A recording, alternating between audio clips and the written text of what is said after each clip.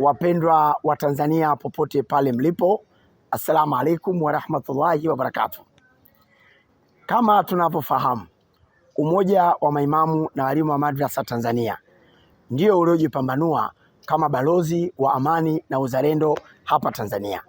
Tutakumbuka mwaka uliopita kuelekea uchaguzi mkuu wa 2025, UMATA iliandaa kongamano kubwa sana la kihistoria, kongamano ambalo Mheshimiwa Rais wa Jamhuri ya Muungano wa Tanzania Dr. Samia Suluhu Hassan alikuwa mgeni rasmi.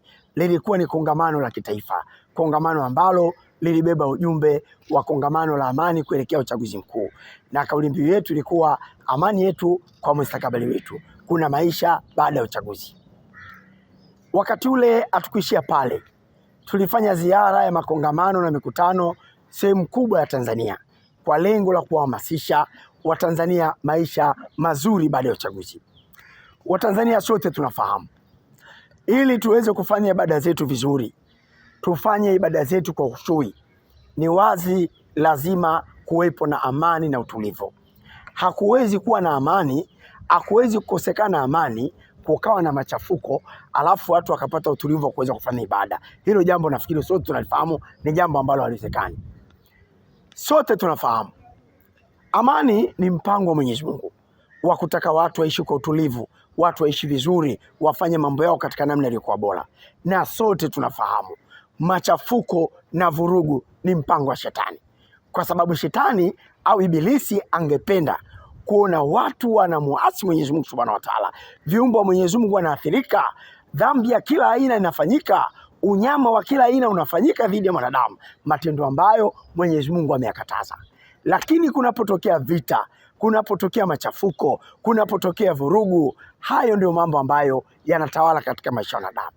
Sasa sisi kama umoja wa maimamu na walimu wa madrasa Tanzania, mabalozi wa amani na uzalendo hapa Tanzania, tunatokea tena mbele yenu kuwaomba Waislamu, kuwaomba Watanzania na hata wasiokuwa Waislamu, tusikubali mpango wa shetani, mpango wa kuleta vurugu kwa jina la maandamano.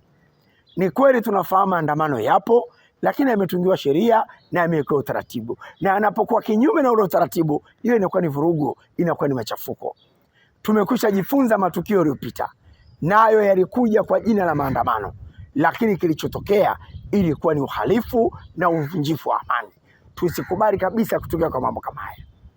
Viongozi wa dini wakati ule walifanya kazi kubwa ya kuelimisha Watanzania wasikubali kushiriki katika mpango wa shetani. Yale yaliyotokea sote sasa yamekuwa ni majuto na vilio kwetu. Tusikubali kujirudisha katika mambo kama yale. Tuwe pamoja na tuwe na msimamo na tuwe na mshikamano kuhakikisha kwamba hii Tanzania yetu inaendelea kuwa ni nchi ya amani. Kama kuna watu ambao wanataka madaraka, wanataka uongozi, tuendelee kuwasihi waingie katika utaratibu ule ambao Watanzania tumekubaliana. Tutashiriki uchaguzi, atakayeshinda atakuwa mshindi. Lakini kinyume na hapo itakuwa ni namna za kuleta machafuko. Tusikubali. Tuna wagonjwa katika majumba yetu, hawana uwezo wa kukimbia. Tuna wagonjwa katika majumba yetu, wanahitaji dawa kila siku. Tukifungiwa ndani tukakosa dawa, wataishaje? Wataishije hawa? Tuna watoto katika majumba yetu, wanahitaji chakula, na zipo familia hazina uwezo wa kuwa na akiba ya chakula. Tukiwekwa ndani wiki moja kusubiria utulivu wa amani, familia hizi zitaishi katika mazingira namna gani? Kuna watu hawana makazi, wanaishi barabarani, wanaishi kwenye makorido tu kwa sababu amani yetu inamfanya mtu aweze kuishi mahali popote. Kutapotokea machafuko, watu kama hawa watakwenda kuishi wapi? Nitumie fursa hii kuwaomba vijana wenzangu, viongozi wa dini wenzangu, tusikubali kupotoshwa na watu wanaotaka sisi tuonekane majasiri kwa kufanya vurugu na machafuko, ikiwa wao wanaogopa wamejificha. Wamejificha katika nchi mbalimbali, hawawezi kusogea Tanzania kwa sababu wanajua dhambi na makosa uchochezi waliofanya hawezi kuwa salama. Sio tu kwa vyombo vya ulinzi, hata familia zao haziwezi kukubali kuishi nao katika sura ambazo wanazifanya. Lakini wako ambao wamebadilisha mpaka jinsia. Wengine hata kiandiko kwenye mitandao wanaficha majina yao hata kionekane. Sasa wewe mtu kama huyu anawezaje kukutia ujasiri wewe kijana utoke nyumbani kwako eti unaenda kupambana? Haiwezekani. Nitumie fursa hii kuwaomba tena wazazi, tujitahidi sana tuhakikishe vijana wetu wanakuwepo nyumbani kwa utulivu. Hakuna kupewa tuzo ya kufanya fujo, mwisho wako utakuwa ni umauti, kwa sababu tunafahamu mahala popote duniani amani inalindwa kwa gharama kubwa sana. Mahala popote ambapo kuna utulivu, kuna amani, maanake kuna gharama kubwa imefanyika. Wewe mzazi, wewe kiongozi wa dini, na wewe kijana, kama usikubali kuwa sehemu ya gharama za amani ya Tanzania, badala yake kuwa sehemu ya kufanya nchi yetu ina amani.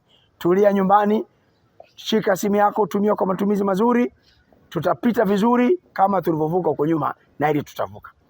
Tunasikia katika malengo ya mabango walioandikwa, yameandikwa mambo mengi, lakini tunaona pale watu wanazungumzia katiba. Serikali imeshaweka utaratibu wa kupata katiba.